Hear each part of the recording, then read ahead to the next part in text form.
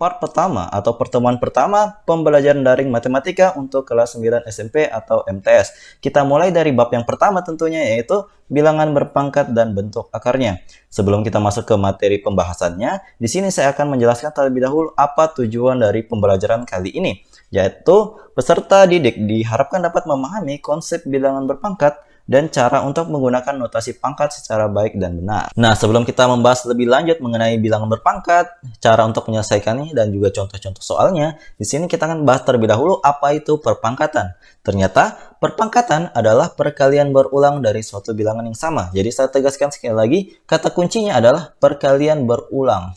Nah, perpangkatan memiliki bentuk umum, yaitu ini, A berpangkat N. Karena perpangkatan adalah perkalian berulang, artinya A pangkat N itu adalah perkalian berulang A sebanyak N kali. Yang akan kita bahas terlebih dahulu di sini adalah yang N-nya bilangan bulat positif ya. Jadi untuk yang bilangan bulat negatif ataupun yang 0 akan kita bahas di materi-materi yang akan datang. Nah, untuk lebih memahaminya daripada cuma bentuk umumnya, di sini saya sudah memberikan contoh soalnya. Jadi contoh soal dasar mengenai perpangkatan 4 yang akan kita bahas di sini.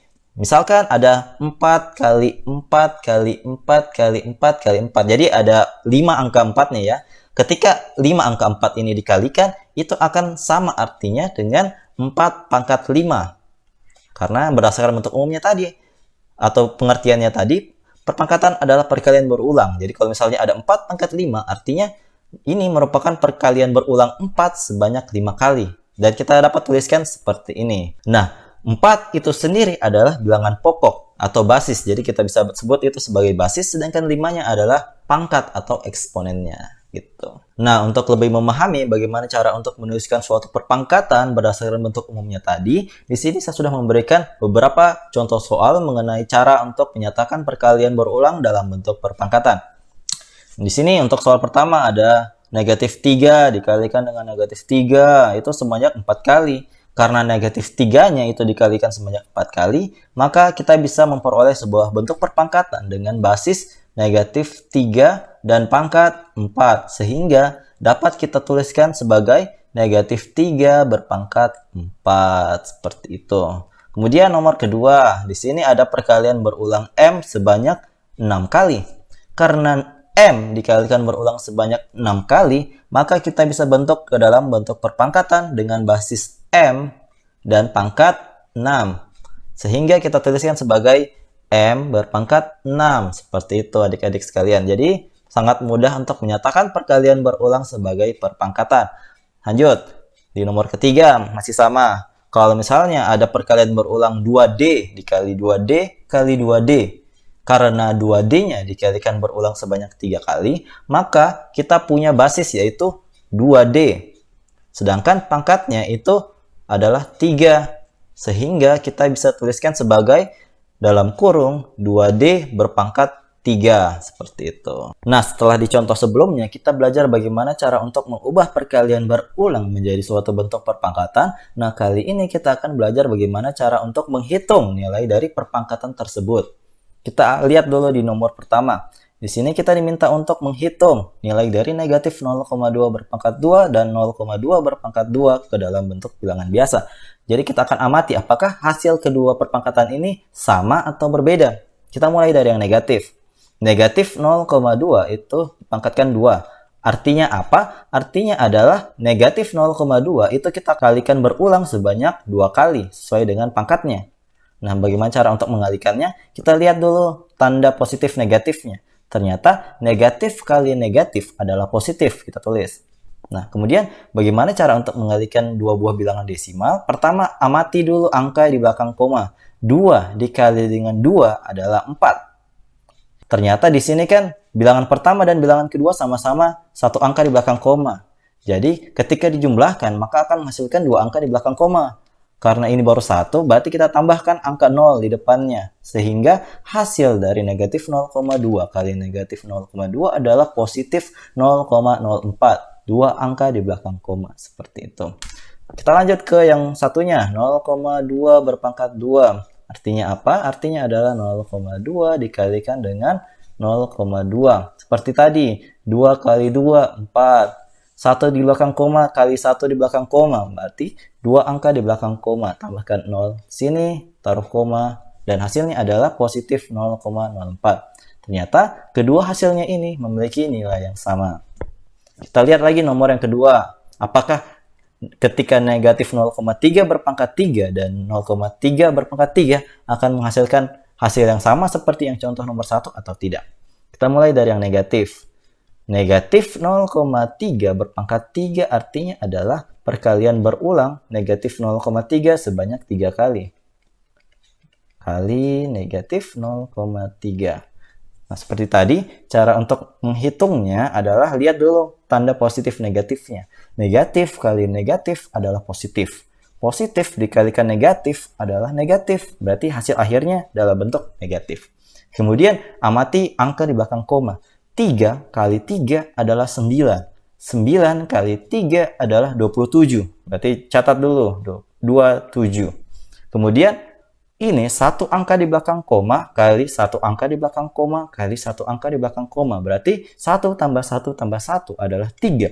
Jadi harusnya di sini ada 3 angka di belakang koma. Tetapi di sini baru ada 2 angka di belakang koma. Berarti kita tambahkan lagi angka 0 di depannya, kemudian taruh koma, dan selesai. Jadi hasil dari negatif 0,3 berpangkat 3 adalah negatif 0,027. Jadi saya kasih tahu bagaimana cara untuk mengucapkan sebuah bilangan desimal. Caranya itu tidak boleh diucapkan sebagai angka biasa seperti negatif 0,027. Salah. Jadi cara yang membaca yang benar adalah kita baca satu persatu, angka demi angka, bilangan-bilangan yang ada di belakang koma. Jadi cara bacanya yang benar adalah negatif 0,027. Seperti itu. Jadi kita lanjut ke yang satunya. 0,3 berpangkat 3 adalah 0,3 dikalikan berulang sebanyak 3 kali. Kemudian kita kalikan seperti biasa. Lihat, amati tanda positif negatifnya. Positif, positif, positif. Karena positif semua berarti otomatis hasilnya dalam bentuk positif. Nah, untuk perkalian desimalnya sama kayak tadi. 3 kali 3 kali 3, 27. Kemudian ada 1 di belakang koma, 1 di belakang koma, 1 di belakang koma. Berarti ada 3 di belakang koma. Tambahkan angka 0. Kita taruh koma dan selesai. Ternyata 0,3 berpangkat 3 hasilnya adalah positif 0,027. Ternyata di antara negatif 0,3 berpangkat 3 dan 0,3 berpangkat 3 memiliki hasil yang berbeda. Jadi kita dapat tarik kesimpulan dari dua contoh soal yang pertama ini adalah ketika sebuah bilangan negatif berpangkat genap, jadi angkanya itu genap pangkatnya, maka akan menghasilkan bilangan yang positif. Seperti ini yang tadi. Yang ini tadi contohnya. Ketika negatif 0,2 berpangkat 2 akan hasilnya positif 0,04. Untuk yang bilangan negatif yang dipangkatkan bilangan ganjil akan menghasilkan selalu bilangan negatif. Jadi ini adalah tips untuk adik-adik supaya bisa mengerjakan sebuah perpangkatan dengan cepat tanpa salah memperhatikan tanda positif negatifnya. Kita lanjut ke contoh yang berikutnya. Nah, kita akan buktikan bagaimana tips dan trik yang tadi. Ketika bilangan negatif berpangkat ganjil dan genap, apa hasilnya? Seperti itu. Jadi kita mulai dari yang pertama, negatif 3 berpangkat 3. Cara cepatnya. Jadi saya akan jelaskan cara cepatnya ya. Kan tadi itu agak lama ya untuk menyelesaikannya. Di sini saya akan gunakan cara cepat untuk menyelesaikan perpangkatan ini. Ketika negatif 3 berpangkat 3 kan artinya negatif 3 dikalikan berulang sebanyak 3 kali. Jadi, sebuah bilangan negatif berpangkat ganjil hasilnya negatif, berarti langsung tulis negatif. Kemudian, 3 kali 3, 9. 9 kali 3, 27. Berarti hasilnya adalah negatif 27. Itu. Kemudian yang satunya, negatif 3 berpangkat 4. Karena bilangan negatif berpangkat genap, otomatis hasilnya selalu positif. Taruh positif.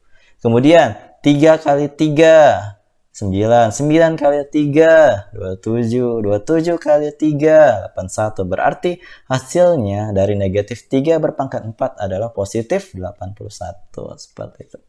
Kemudian, untuk yang nomor 4 ini adalah sebuah kasus yang berbeda dari yang tadi. Kenapa berbeda? Karena di sini lihat.